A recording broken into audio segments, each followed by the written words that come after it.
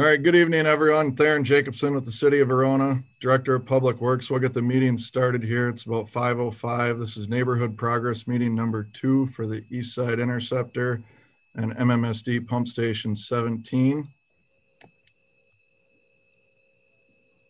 The meeting logistics will be very similar to last time. There will be some redundant slides that everyone sees here. If you're participating by phone, you'll unfortunately only be able to listen. Do not use the raise hand during the presentation. We'll take all questions at the end and just use the raise hand feature at that time if you wish to speak. And we'll have all the attendees will be muted until it's their time to speak. And just be conscious of everyone's time here, and we'll try to answer everyone's questions in the order they're received. Now the agenda, we'll just introductions, the presenters, construction schedule updates by our construction engineer. I'll talk about the Badger Mill Creek restoration, the trail network, and then communications, and we'll take questions at the end. The presenters, Theron Jacobson, Public Works Director, Aaron McFarland, a construction engineer, and then also Eric Jellin from MMSD will be here also. I did tell Dane County Park staff that they did not need to attend these. If there is questions that anyone has regarding their work, you can ask me and then I can funnel the request to them, because the reason I told them that is their work is not progressing at this time until the summer, and we'll re-engage them when their work starts commencing. The project team is the same: City of Verona, Madison Met, Dane County Parks, Short Elliott Hendrickson, Minger Construction, and then City of Verona staff for the construction inspection. This is a progress meeting. We'll talk about construction related items, upcoming construction schedule. And I'm going to make Aaron McFarland the host right now, and he is going to go over what's currently under construction on site and what the forecast is for the next few weeks.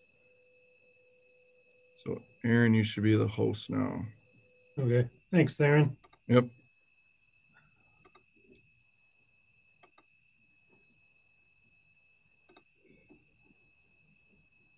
Okay. There we go. Okay, so I have kind of the project reference up. So to date, Minger has installed a gravity sewer and the interceptor, as well as force main from Bruce Street all the way up to County M. That's highlighted in pink. And then they have yet remaining is this highlighted in blue. That's the force main crossing of M. They are going to start that tunneling pit and going underneath M with the casing in the next, beginning next week. And they anticipate that taking about 2 to 4 weeks to complete.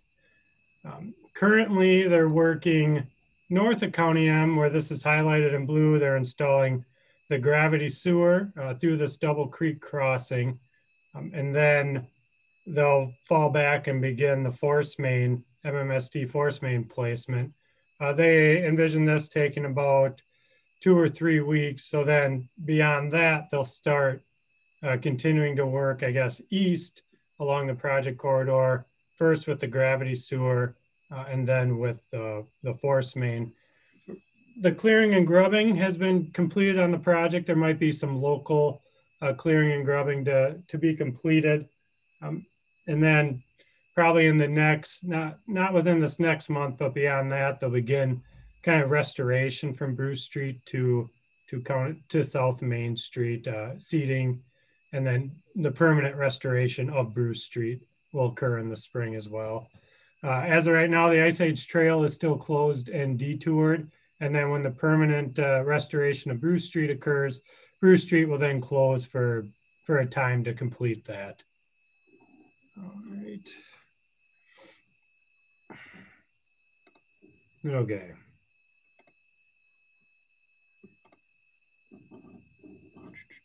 Stop sharing. All right, I will turn it back to you, Theron. All right, thank you. I got to reshare my.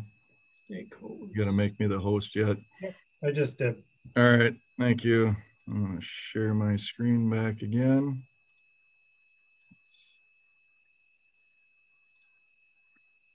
So Aaron just went over the schedule, so I will skip over those slides. And these are the project reference sheets that everyone's seen: south segment, the central segment, and then the north segment north of the Lincoln Street Bridge.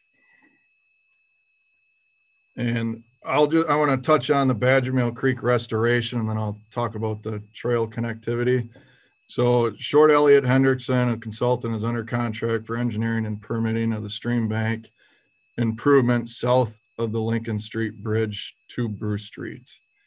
Staff has had conversations with Trout Unlimited that we met with them on February 4th to get some feedback from them.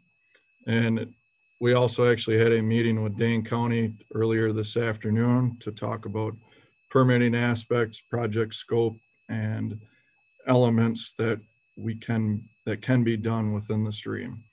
DNR ultimately is going to have the permitting authority on what gets done for those improvements to be implemented. We're targeting mirroring some of the elements that the Dane County project is doing. The proposed improvements are ultimately contingent on Dane County concurrence, like I stated before. The idea is to do stream bank regrading and restoration segments on the east side of Badger Mill Creek, because the west side is mostly private property. We will be using in-stream rock deflectors, in-stream boulders to kind of meander the thalweg there for the trout habitat. The schedule is ultimately dependent on permits. So those are going to be the ultimate critical path. The idea is preliminary engineering and permit applications to be submitted in April of 2021. And once final engineering, we'll finalize the engineering for bid plans once we receive the permit. So all conditions are known. And then hoping for potential construction in 2021 with utilizing the workforces that are on site currently. So the public involvement plan for the Badger Mill Creek restoration is, once we have preliminary plans created that can be presented to the public, I'll end up creating a website and uploading those plans to the website and give a time frame for public input to be sent over to the city. I'll be the designee on receiving that input, and then we will also use these monthly meetings to navigate updates and communicate to the neighborhood area for the progress of that as part of these meetings that are ultimately for the Interceptor project. So right here are some rough maps or areas that we are looking at, but will ultimately dependent on permit, constructability, DNR's input, and the blue lines represent rough areas that we're looking at. So you can, down by Bruce Street, adjacent to the sewer corridor along Badger Mill Creek, and then this segment south of Main Street, more in the city property that we're looking at, not doing any work on private property. And then segments north of Main Street, south of Melody Circle, and then east of Melody Circle as you move north, again, all on the east side. These are planned segments, not guaranteed, maybe smaller, larger, may not be at all, but that'll be feedback based on the DNR and then site investigations from the professionals. To clear these. And this is the segment from Melody Circle to the Lincoln Street Bridge. So the horseshoe that Aaron referenced that the pipelines are being constructed in right now. So you can see that'd be the eastern half there. And then as we move to the narrowest part of the project along that segment too. And the type of construction may change based on constraints on site, whether it's the channel width, the width of the construction corridor, proximity to sewer pipelines, et cetera.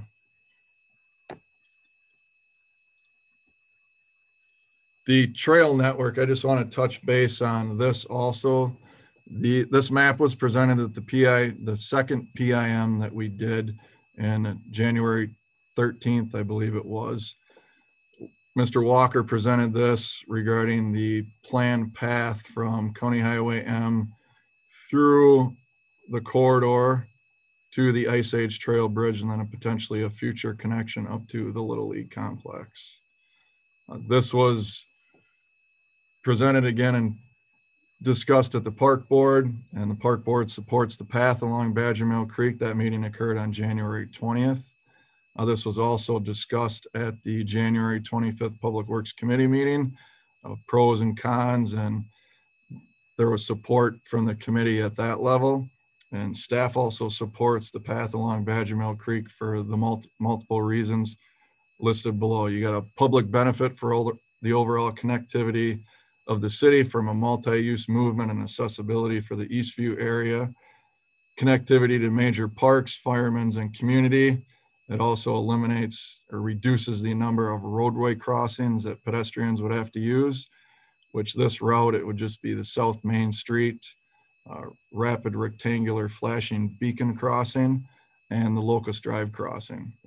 This also connects Cathedral Point and Scenic Ridge to Community Park through the sidewalk that was just recently constructed on Locust, and then the bridge expansion that was done in 2016. Paving also allows year-round use and safer passage for all users, and the maintenance access for utility needs. The cost for the path per the bid plans is about $400,000. The ped bike plan that was completed by AECom that was presented to the council in the spring of 2017 had a $1.77 million tag for the project that would connect from Fireman's Park all the way to the Little League complex. And the majority of that cost was embedded into the segment that we're working currently in of roughly just under 1.4 million of the 1.77 million. So there's a significant cost of doing this path with the Interceptor project from the scales of economy. So there's a significant cost savings there. The next communication, so the next meeting will be March 17th at 5 p.m. And I also should note that these meetings are being recorded going forward, and they will be uploaded to the city's YouTube channel. The timing, it's not going to be immediate when the meeting is uploaded to YouTube. There will be some delay for processing video because that'll be done by other staff and then uploading. So please give staff at least till the early part of the following week after the presentation to get these uploaded. Otherwise, the website for the Interceptor remains the same. This will just be a redundant slide that we keep in here for reference.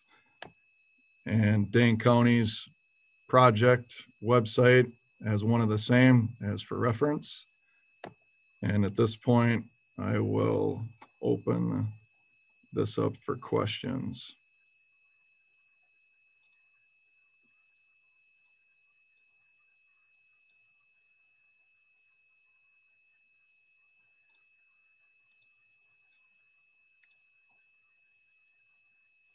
All right, Tim Spencer had his hand up first, so I'm going to allow Mr. Spencer to talk.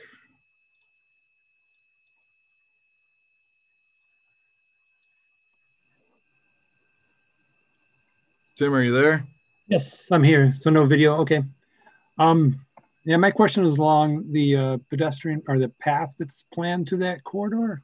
Yep.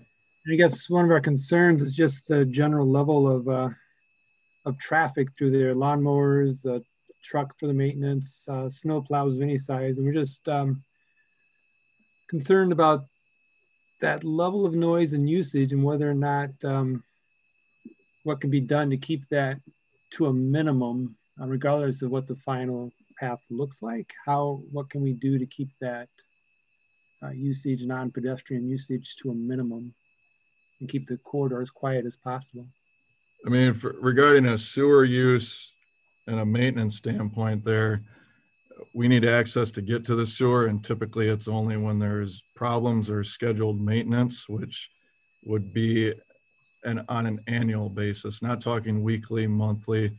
At the maximum would be annually, and maybe even more frequent than that. So ideally we got a clean sewer. Sewers, it depends on the type of sewer it is. The local connections are going to need to be cleaned more frequently than the Interceptor. So I hope that answers, at least on the maintenance aspect. For the sewer truck being down there is going to be very, very infrequent, but it needs to be accessible to get down there when there is need for maintenance or a problem. Regarding mowing, the mowing schedule has not been determined down there, but it would be infrequent. And I don't want to speak for Mr. Walker on these aspects. And I do see he is on, so maybe I can ping him to answer any of those questions. The goal is to keep invasives down, keep the buckthorn down, the elements that were there previously prior to the project, starting to manage those. And what that frequency is going to be is, at least in the spring, least in the fall, and then some other sort of mowing schedule along the corridor. We do need to do a mow strip along each side of the path, and that would be on a more frequent basis. Dave, are you there? Yeah, I'm here. Am I on the right lines here, or you want to chime in? Yeah. No, that's right. We'd have to mow, and regardless of the surface, the path, we'd mow a couple foot strip along each side just to keep the vegetation from flopping in onto the path itself. That'd probably be every couple of weeks just to keep it knocked down. That's similar to what we do at the Military Ridge Reserve now. As far as the main area, you're looking at probably once a year or as needed to keep the trees and invasives out of it. So that would be about the only mowing equipment activities we'd have down there. Okay, thank you. And then Tim, regarding snow removal, that's just going to be on a frequency basis, meaning snow event occurs, we would go down and plow it. The primary truck would be a 3/4 ton truck with a plow blade on it, with occasional assistance from the tool cats with the blowers on there to push any of the windrows of snow adjacent to the edge away from the path to allow the truck to continue just pushing that snow towards the outside away from the creek. So every time it snows, ideally we would go down there unless directed otherwise. I guess, so then along those lines, what would be the possibility of excluding that path from the winter snow removal? That is a discussion above Mr. Walker and I at the official level, because that's a level of service discussion. Okay. And then just to get back to the sewer maintenance, I want to make sure I understood this correctly. So for all the different pipes that are going through that area, you're thinking regular scheduled maintenance would never be more than once a year for all the pipes in there? I can't speak for Madison Met on the force main, but I can speak for the gravity side of things. It's going to vary. Dead ends and short runs need to be cleaned more frequently. And these local connections, I want to keep a special eye on with changing the direction of flow for some of these. So once the sewer project is done, we're going to be in there initially more, but then that's going to lessen up, but no more than once a year. I mean, if everyone keeps grease out of the sewers, that's a benefit for everyone. The less cleaning we have to do, the less frequency we're going to be down there.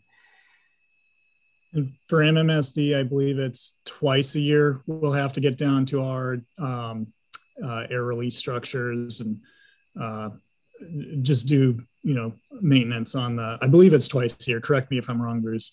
Do maintenance on the air release valve itself. And we won't, our pipeline actually won't be complete for a few years. So we wouldn't be down there for a few years before we started that maintenance.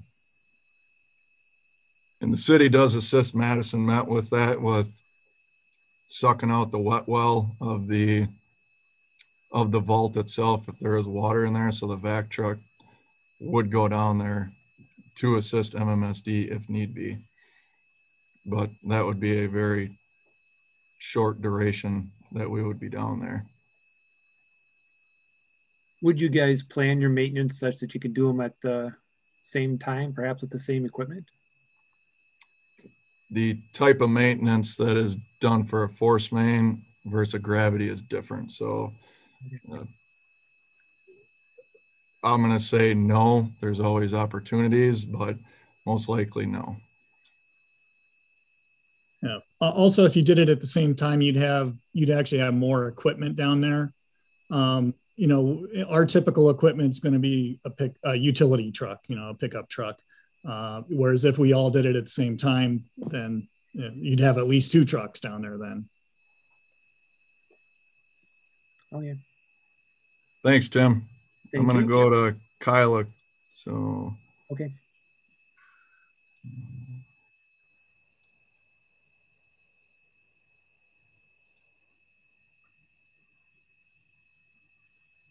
Kyla, you should be able to talk. Yeah, very good. Can you hear me? Yep, we got you. Cool.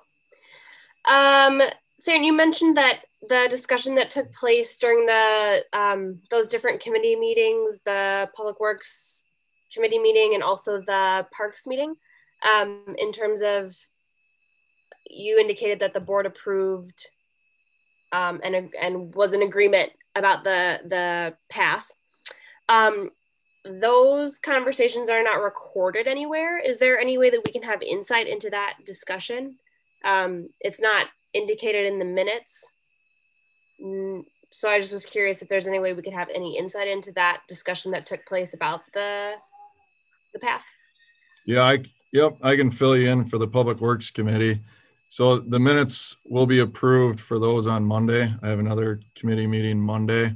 So those will be posted with the packet on Friday in a draft form, but then they'll get approved on Monday. And the minutes give a overview of the pros of the path, and feedback I got from the committee was it was short, but they ultimately, you know, support the path due to the overall city connectivity, the maintenance aspect for the sewer, and part of that this has been identified, you know, in that PED bike plan that was presented to them in 2017. So that's kind of a brief summary of that, but there's a little bit more detail in the minutes that'll be posted on Friday.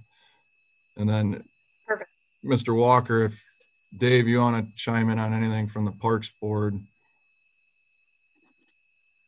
Yeah, we didn't take action on it. I basically updated them on the status or the January meeting and what the focus of the meeting was and what came of it. And you know, one of my takeaways was that the neighborhood was, or a lot of the questions centered around the path. So that was discussed at our meeting, and I think both of our alders that are on the park board, one of them represents Eastview, the other represents the area right down by Fireman's Park. So I guess the debate, the discussion with them, they were all fairly supportive of it. Didn't have any huge objections to it, but they didn't take specific action on it. If you wanted to know their specific thoughts, I guess I'd ask you to reach out to either Heather or Charlotte Journey on that. I can tell you their specific thoughts, but that was my recollection of the discussion. Okay, very good. Related to that bike pedestrian study, it's a few years old now, and I'm just curious if any residents, like specifically the neighboring residents, were ever contacted for comment prior to the project beginning or contracts being signed? That project started before I was employed at the city, but I cannot answer, Kyla. But I do know the project was completed and presented to the council when I was employed here, because I presented it with our traffic engineer, Just Billmeyer.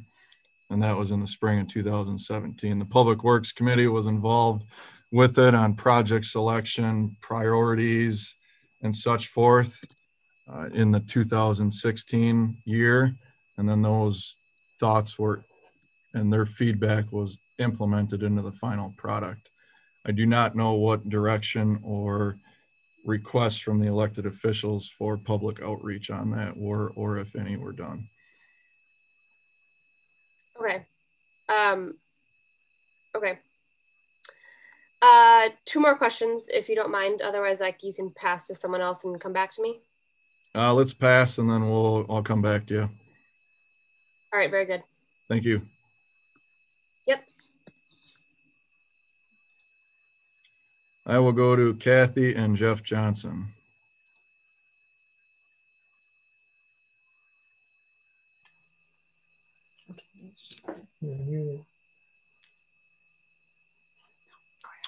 Hi, my question also relates to the paved path, and it is whether there was ever any analysis to determine if a paved path is detrimental to a cold water stream that currently exists, and if so, then what would alternatives be considered?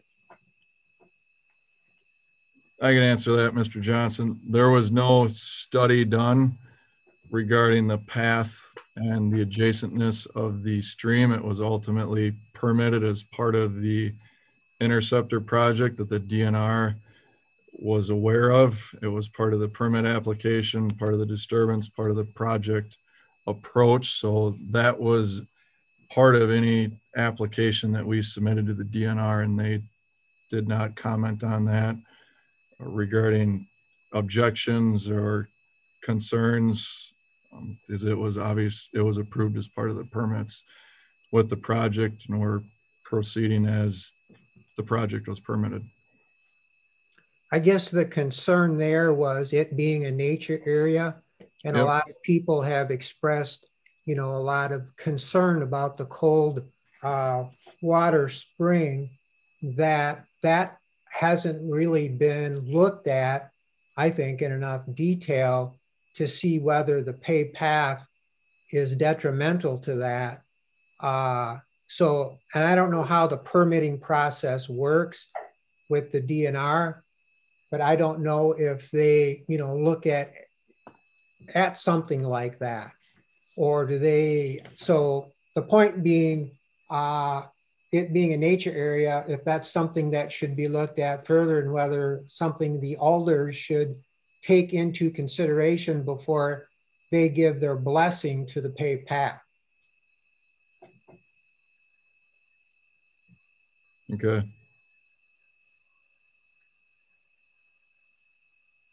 Yeah, I'll just basically state the comments are noted, and if there is any future direction given from the alders, I'll definitely take it from what direction they give me to move forward, because the direction right now is to proceed with the path. When you got input from the Trouts Unlimited, they say anything? To be honest with you, they were supportive of it from an access standpoint, and knowing that there was a separation between the path and the stream, because you'd have that vegetative buffer there. Thank you. Yep. Thank you.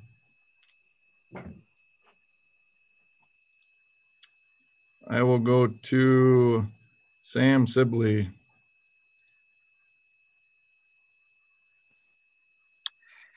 Hi, Theron. Thanks Hi. for your time tonight, and everyone else on the call. I haven't been on. I missed the first one, which I feel bad about, but I really appreciate, and I know the rest of us too, that you guys took our interest in the project to heart and scheduled these meetings. That said, I had a few hopefully quick questions. One, I saw the renderings online for the restoration, which thank you for preparing those. I didn't see anything for the section between Bruce and Maine. Is there any trees or additional repairing and restoration plan for that section besides just the grass planting? So for Bruce Street to M, we did not do any renderings down there because we focused on the area between M and the Lincoln Street Bridge just because of the proximity to everyone's dwellings. Sure. The goal down between Bruce and M is some stream bank restoration, as I identified on those figures in the presentation tonight. And then ultimately fall of 2021, winter 2021, that'll be when Walker works with the Ice Age Trail on placement of trees, where, how many, and where the Ice Age Trail ultimately will end up being, to do this the right way, to identify species in the riparian zone and then species in the upland zone. So that will be done under another plan at a later date. So that way it would be a potential spring plant in 2022. And that would, the planting of trees on the Bruce Street to the M segment will be very, very limited, if any, because most of that property is not owned by the city that the sewer corridor is in. It is easements that were acquired from private properties. There is some land that the city does own, I will admit that, but that'll be elements for Dave to identify on what they may do down there as part of park improvements for Fireman's Park or prairies that they've already been working on currently. Got it. I mean, as a taxpayer, I would happily contribute some money, and I think probably a lot of people on this call would, regard to putting trees on that south part of the creek, if the homeowners or the landowners were okay with that. Because ultimately, what a lot of us are concerned with, me in particular, is that the creek is maintained and the trout habitat is improved and the water temperatures stay low. So, yep, putting money into it, even if it's on private land, I don't think is, I think is still to the advantage of the community. The other question that I had was, I've noticed online digging around that there are a lot of different projects related to the Badger Mill Creek watershed by Dane County, Verona, Madison, associated in the Goose Lake area, associated up north of the new Target in that community. And I wondered if there is any sort of task force or regular meeting between the administrators of those projects more broadly, because if there is, great. If there's not, there is the concern that there could be work occurring in one area, like efficient removal of rainwater from the area north of Target in that community, that then just leads to additional flooding down here, or that leads to washing out of work that Dane County is doing in the channelized section as part of this project. Yeah, I'm aware of some of the projects that either the city of Madison and or Dane County and Fitchburg are involved with. I have not been invited to any meetings. I don't know if there's some sort of task force or intergovernmental joint meetings that have occurred.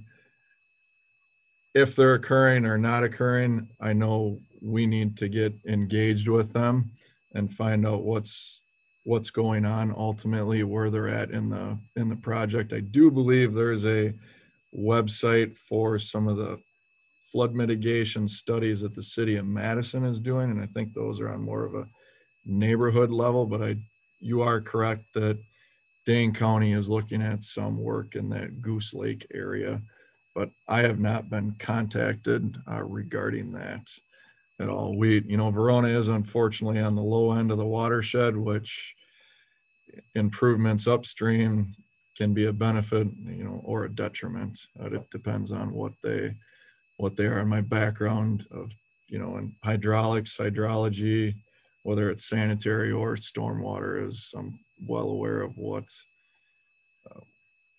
could occur with those.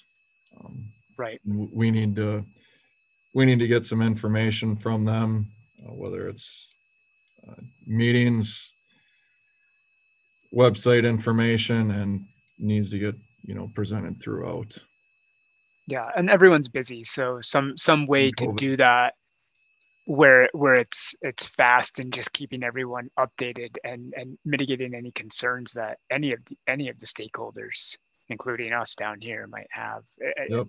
I would just encourage you or others to try to reach out and form that if it doesn't exist. I understand. It's always about time too. No, I agree. Like I said, everyone here is busy. The last question I assume is going to be a really fast one for you to answer, and that's: have you considered any of the alternatives that exist for the vac jet trucks? Because one of the things you mentioned before is the gravel pads are needed for maneuvering those big trucks.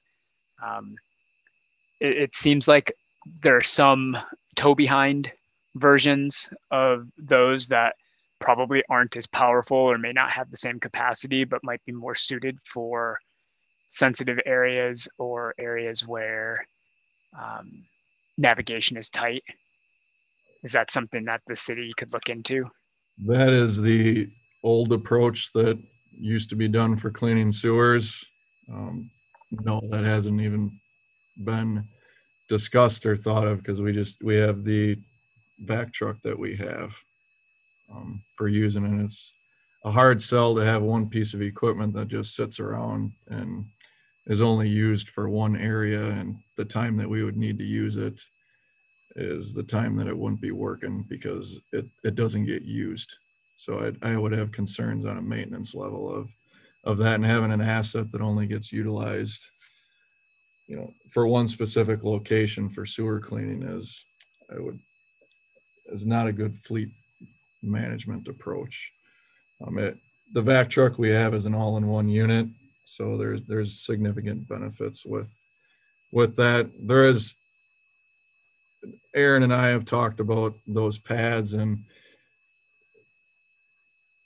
camouflaging them. Ultimately is what our approach is going to be, is that we're going to put the base down, but we're going to put topsoil over the top of it. So basically you wouldn't even see those pads.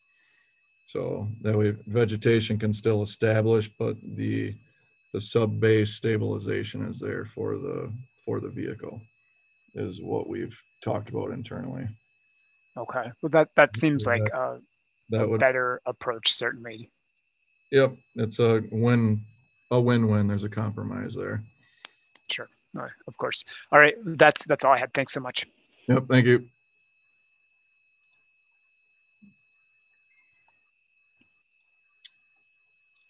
I'm going to go to Paul Cundy.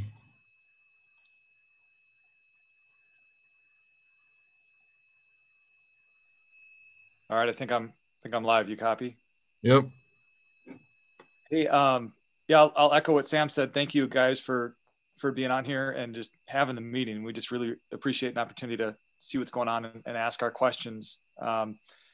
Just a few quick questions about the Short Elliott Hendrickson contract and kind of what they're doing on the creek. And I guess I wanted to make sure I understood it correctly. So right now they are coming in and working. The contract with them simply covers developing a plan. Is that correct? It's preparing the engineering plans, permit applications, and bidding documents for construction of stream restoration along the segments we identified. So it's from the planning level stage all the way through bidding documents. And is to follow up on that, is there I don't know a lot about funding beyond that. So once those plans and bids are in place, is that essentially a done deal? Does that kind of guarantee that it progresses through the construction phase and does get completed? No, because that needs to be, I'll get direction from the elected officials on how, if we move forward, and to how much money would be spent. Okay, that's good. So that would be something where we could communicate with our representatives down the line regarding. Yep. Okay. All right. One more question about Short Elliott and their work. We've talked about, you mentioned this in a previous meeting, and I'm assuming that might be taken into consideration, whether it's nothing can be done during the construction phase and repairs or kind of restoration would be needed. But in the central section of the project, there's the cold water spring. And so I didn't know if that was, and maybe you don't know, but if that's part of what Short Elliott's covering, or if that's something where once the project is done, those natural springs are, you address them then. That was one of the, as the springs play a role in the cold water aspect of the creek. I was kind of curious if that was part of their plan or if that's down the road. That's part of the sewer project, and ultimately we're working with them on ensuring connectivity. And there's just that one spring that's east of the channel that's along that South Hillcrest segment. And we're ahead of you on that one, Paul. All right, I appreciate it. Like I said, I haven't been on all meetings, and that was a topic of conversation before, so I appreciate the update. I had a number of other questions, but in the interest of time, there was one that I wanted to ask, and so I guess and this relates more to the paved path or just any path, and that question is. I know that contracts are signed and a plan is put into place regarding a path and getting it prepped and ready to go. And I think the timeline for that is like September-ish. Is there an opportunity for residents to provide input? So say a paved path does end up being installed. Are there, I think the interest of many residents is the privacy and quaintness of this whole nature sanctuary. And we certainly understand the need for sewer maintenance, but are there, you mentioned the modification to the gravel pads, covering them with topsoil. Will there be other opportunities to comment on ways to possibly make the project, if there's a paved path, whether or not people like it, make that, something that meanders slightly or is a little more private. And I've said it on previous meetings. I think people very much like the ability to get lost within this area, if you will. And so I guess that was one of my questions was, might there be an opportunity for input or is a contract and it's going to be a paved path, a straight, paved kind of wide open path. And so my question is, would there be that opportunity for input regarding, the final product? Well, there's input, but I mean the challenge with meandering a path in an area like this, it changes the other environmental impacts that we tried to minimize. And then also it changes potential local drainage patterns where we're trying to have positive drainage. So we're not creating pockets or kettles behind the path. I mean, there still may end up being some, but because this area is flat, but we're trying to minimize that as much as possible. And then, and unfortunately, the truck that will end up clearing this, it has some turning radius to it, but the sewer truck does not have a very good turning radius. It's a larger vehicle, and if keeping the path as straight as feasible is in our best interest of not creating more work for ourselves by rutting up the sides. It's what's unique about this, it's got multiple purposes on, unlike other paths like up in Middleton where it's strictly just a path where you could meander it and make some more natural, features or it looking like where you said it, you can get lost in there where it's, a meandering path, kind of like a stream out in the country where it doesn't have those meanders. And I get exactly what you're saying. Now, this is kind of more of that urbanized area, but still trying to make a natural setting. So it's a balancing act. No, I certainly appreciate that. And those are things, like I said, many of the residents just don't know that. And so So yeah, so I'll just kind of end with that comment. Just, obviously, we certainly value the privacy and understand the value of sewer maintenance and the importance of that. So those are just some of the things that I've been thinking about and others have been thinking about. And I think I've more than taken up my 2 minutes and others have questions. So I appreciate the answers and the info, and I'll hand it off to someone else. Okay, thank you. I'm going to go to Brian next.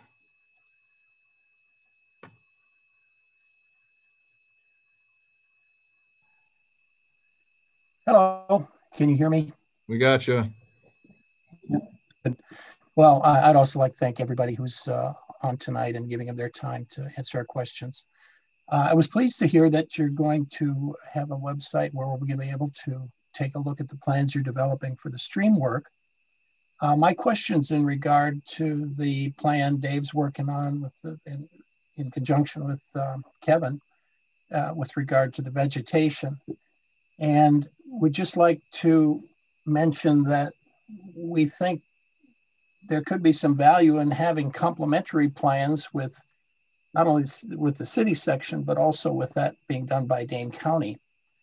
And in addition, Dane County has a naturalist who has expertise in designing these plans and thought that there could be some benefit from seeking his input and not knowing what everybody's backgrounds are who are working on the plan. But I know Lars Higdon, who's the Dane County naturalist, has a lot of expertise in this area.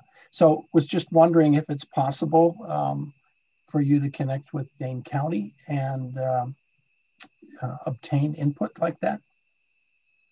So guys, Brian, I'm going to answer your question with a question. Are you referring to the vegetation plan or the tree planting plan that'll be done in the future?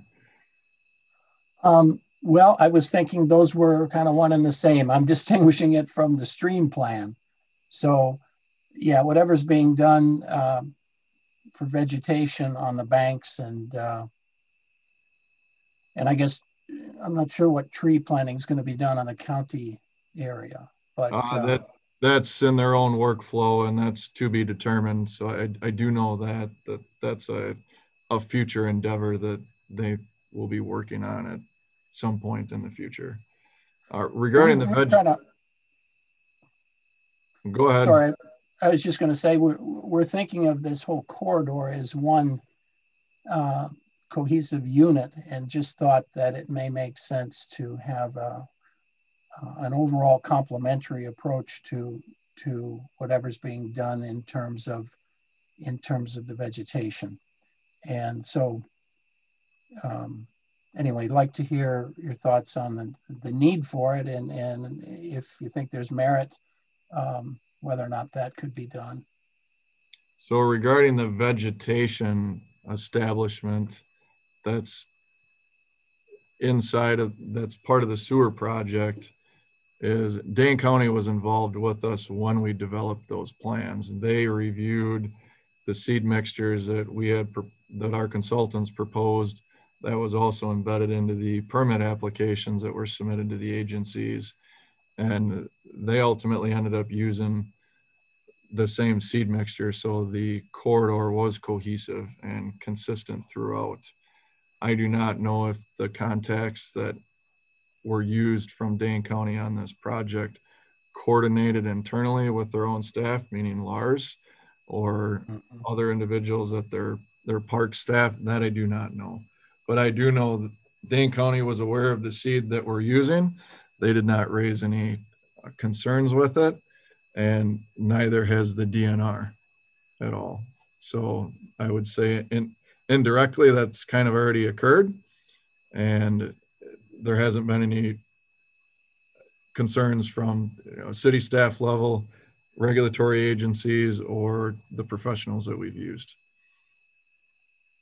All right. Will that plan also be available on that website? The sewer plans are rather large, and I do know that they have been emailed out to some. The restoration plan we identified in the presentation that was done on the 13th. So I would advise to go look at that because there is a snapshot of the sheet and the type of vegetation that is being utilized within the project corridor. Okay, yeah, I was just referring to the vegetative plan. Correct. So, all right, and then one other quick question regarding a topic we've already covered. This spring that's on the just about 100 yards south of Lincoln Street Bridge there. Will you be able to protect the source of the spring from the construction that's going on? When that occurs, I know that you need quite a bit of room there, and the trench spoils need to be put somewhere and all of that. Just wondering how that will be protected. And I'm talking about mainly the source area that's up adjacent to the hill where it ponds up there.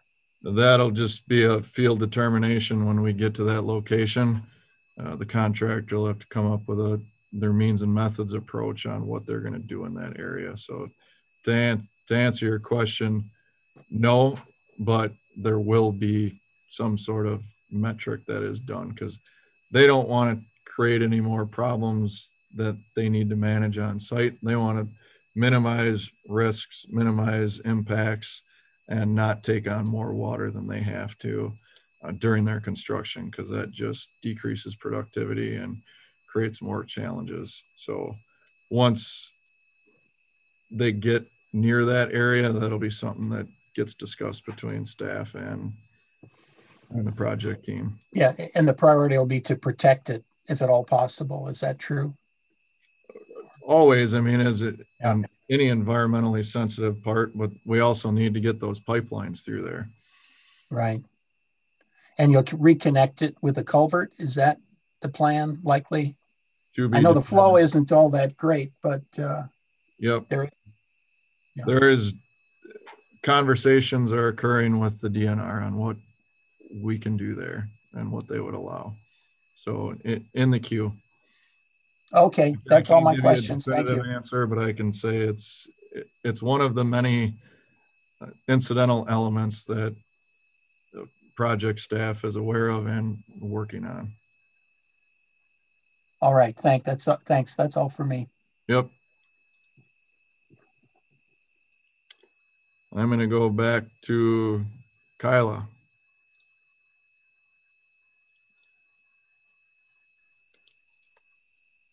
Hey. All right, very good. Thank you. One of my questions definitely got answered. The gravel pads, I appreciate that compromise, and definitely feels like like you said, a win-win. Cool. Can you just remind us how close the maintenance path is going to be to the creek, the distance that is proposed between creek and path? It varies, but Aaron, if you could look that up in the meantime, and I'll answer your question later, Kyla, while Aaron's looking that up. But Aaron, just measure a couple segments by the narrow thread south of the bridge, and then go east of the bridge too, because it's more offset there.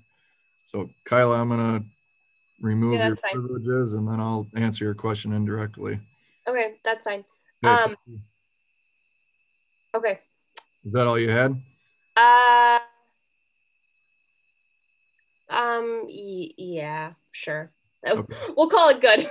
Thank you. Yeah. I will go back to Kathy and Jeff Johnson. Their hand is up again.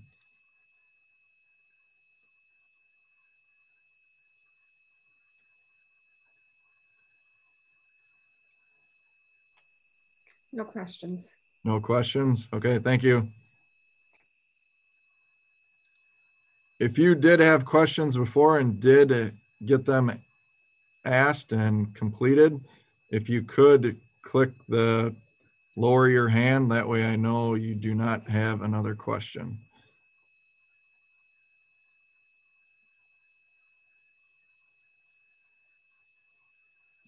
All right, that leaves Paul.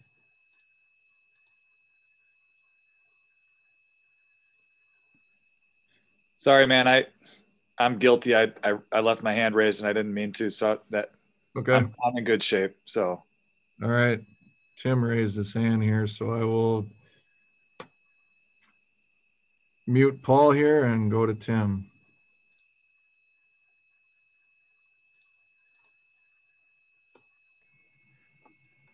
Thanks. I just wanted to circle back to a question someone asked earlier concerning those upstream projects, like from the city of Madison and then the Goose Lake area. Would that be something that Teresa Nelson, as a Dane County stormwater engineer, would be on top of? I cannot speak for Teresa, but it would not, that would be a good source to potentially ask. She would be able to, if she doesn't know, she could at least forward it to the appropriate individual. Could you guys then pass on that interest to her and then maybe give us an update at the next meeting? I will see what the details are, and we can give a certain update, but I do want to keep the focus on the corridor here. These meetings focused on the corridor itself. I know there is that those areas do drain through the project corridor, but I don't want these meetings to keep growing and growing on other topics too. I want to focus down, because I'm not asking for an update on those other ones, but just on an idea of the impact to this corridor from anything they might do.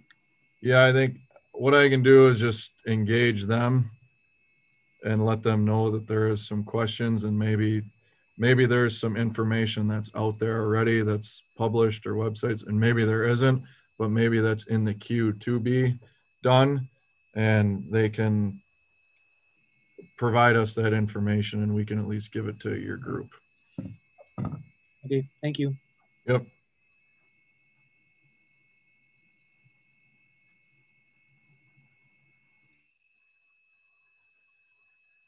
Aaron, do you have those numbers? Yeah. So around the Lincoln Street Bridge, it's roughly about 30 feet off. When you are closer to M or South Main Street, the Double Creek crossing, we're over 100 feet in some of the areas. And then up by kind of, if you head east, kind of where the Lincoln Street channel is, looks like it's around 24-ish feet. It kind of, and then at the far end, kind of where that walking path is, where that bridge crosses. Okay, by the Arborvitae connection. Yeah, kind of our far east end, getting like, 18, 20 feet down there as well. Okay. So what about the narrowest part of the corridor south of the Lincoln Street Bridge, where that was 30 feet. So it is in that segment? Okay. Yeah. All right. I just wanted to double check. Yep. Another question here. Yeah, thanks for that info, Aaron. Much appreciated. Okay. So then, if in the proposed schematics in terms of restoration, you have drawn up a line of trees or shrubbery kind of on either side of the path. Are you thinking that there's going to be enough room to accommodate all of that within those narrower stretches? So I can answer that, and then Dave can chime in here too if need be. The goal of the renderings were to show a plan, an idea, a vision. What ultimately gets planted down there will be determined at the end of, after the sewer project, after the coordination occurs with Ice Age Trail, and I'm sure there will be some public input that will be allowed for you to review and look and see what can be done there. But that is narrow. There's going to be challenges at certain locations where it may be more vegetation and not the grouping of vegetation, and trees. So there will be varying densities throughout. So that kind of to be determined, but there are going to be constraints in certain areas where we won't be able to plant some trees due to offset separations, other utilities in the area with the 3 pipelines in that segment that you referenced. Right, sure. Okay, well, I mean, that's maybe just good in terms of like expectations, managing expectations in terms of what we might see versus what is proposed. Good to know that that rendering is more of an inspiration and less of a for sure plan.